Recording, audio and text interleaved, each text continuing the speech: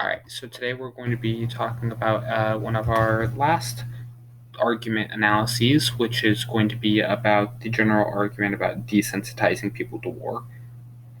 Before we get started, as is the situation with all of these videos that we do, we're going to first discuss generally what the argument is saying. Then we're going to go through and mark what values and value criterions can be used with this argument. Then we will go through and talk about rebuttals for this argument. And lastly, we will end with just my personal general thoughts on the argument and whether or not it is useful and you should use it around and so on and so forth. So on that note, let's get right into it. So first, just kind of explaining what this argument is all about. Essentially, we're going to talk about how people are going to become less disconnected from the actions they're doing once they're actually in war if they have lethal autonomous weapons. This argument is going to be ran on the affirmative side, so remember they're arguing that we should not have lethal autonomous weapons. So the idea behind this is that whenever you are doing something it's like programming a weapon to go and kill people, it's a lot less personal than doing it yourself. In fact, this would be a nice connection to LD in general. Whenever we do the trolley problem, which is something that I personally do in my philosophy lecture, and most people do whenever introducing you to philosophy in general, the first situation, if you guys remember, has to do with you pulling a lever as to whether or not you're going to divert the track from the one going to kill 5 people to the one going to kill 1. And most people are willing to do that because it feels very unpersonal, right? And they're saving lives. However, we have the other one where you have to push the large man off the bridge to stop the trolley, and a lot less people are willing to do that because it feels a lot more personal. You actually killed that man. You pushed him over the edge, as opposed to just, changing the track, which just so happens is going to kill this guy, but also save these others. So it feels a lot less impactful when you're not directly doing it, you're just kind of causing it, which is excuse me, that is exactly what's going to be happening with the lethal autonomous weapons. Whenever you are simply programming a, we'll say, drone to go into do drop a bomb or whatever, have a drone strike, that feels a lot less personal and a lot less impactful than actually being a soldier who is going in and shooting other people. That's something that most people are going to in a lot of cases refuse to do, and if not refuse, will carry immense guilt for, even if they were an enemy. And obviously when it comes to civilians, if you directly cause a civilian casualty, that's gonna haunt you through the rest of your life. But if you just the drone that you programmed happened to do it, it's not as big of a deal. So that's generally what's happening, is that people are going to be more desensitized to war, as we put up there, and they're going to care a lot less. And your actual impact on this can vary. I personally would say that that's going to lead to more casualties, as people are more willing to go into war. Obviously, a lot of the reason we don't go into war is because people are reluctant to do it. It's actually Kurt Vonnegut wrote a really good speech on why people are so reluctant to go to war right now, and he argues that it has a lot to do with television and how people now understand the true tragedy of war. So technology, to an extent, has allowed us to understand the horrors, but as we can make it more unpersonal, technology can take us in the other direction and make the horror seem less real and less meaningful. So that's kind of what we're arguing and getting at here. So obviously your impacts can vary, but I think this connecting it back to war and just being more war and therefore more death, I think that's going to be the one that is the most common and also just the most influential and persuasive. So that's the one we'll be kind of focusing on. So on that note, let's then move on to the values and value criteria that can be used with that. As with the one that we talked about under as war escalation in general, this one is obviously going to be very consequentialist and focused on actual life. You can talk about things generally just like utilitarianism, but I think just generally a framework of promoting life or whatever, that's good enough.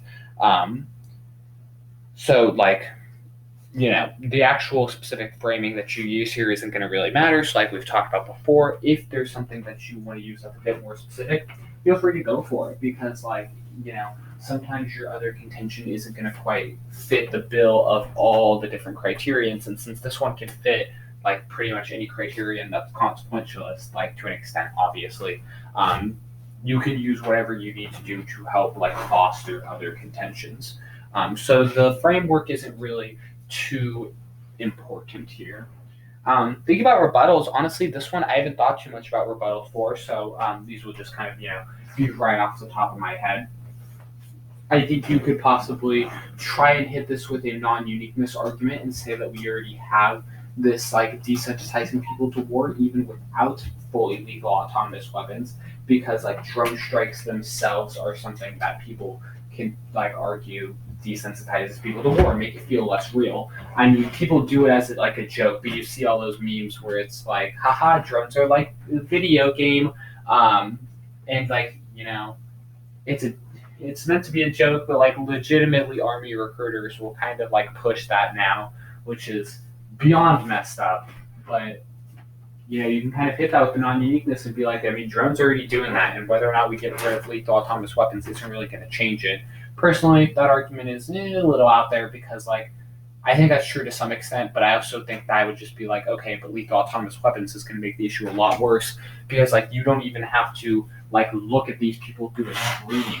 You just have to like program the drone or whatever, and then it goes and does it for you. Like you don't even have to see the people.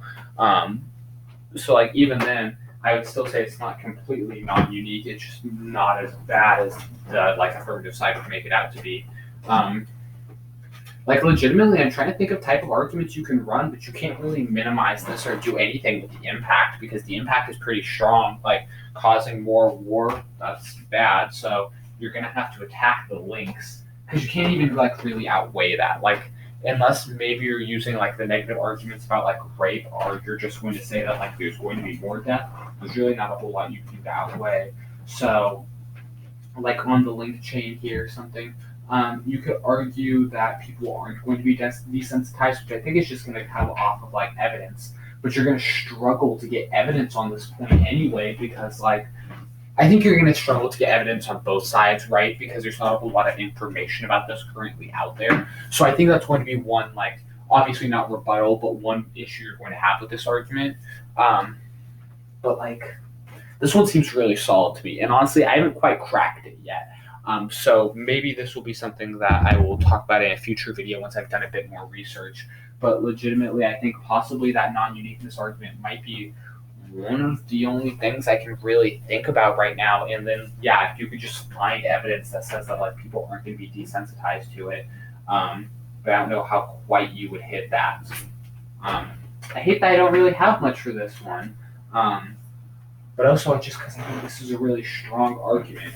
It's a good thing I'm not in round with this because I would not want to be going in with just that non-uniqueness argument. But also, if I was in round, I guess I would have done a lot more research. So I'd probably have something else to go with. But I guess on that note, we could just kind of. I feel bad that I'm leaving this somewhat empty, but we could just move on to my general thoughts on the argument. And as I'm sure you could pick up from what I was talking about in that rebuttal, but I, for once, really like this argument. I think it's a really good impact, and I think if you pair it with general escalation, the impacts are like the same, so it makes like a really nice narrative for your case that like can just have like really nice rhetoric all throughout.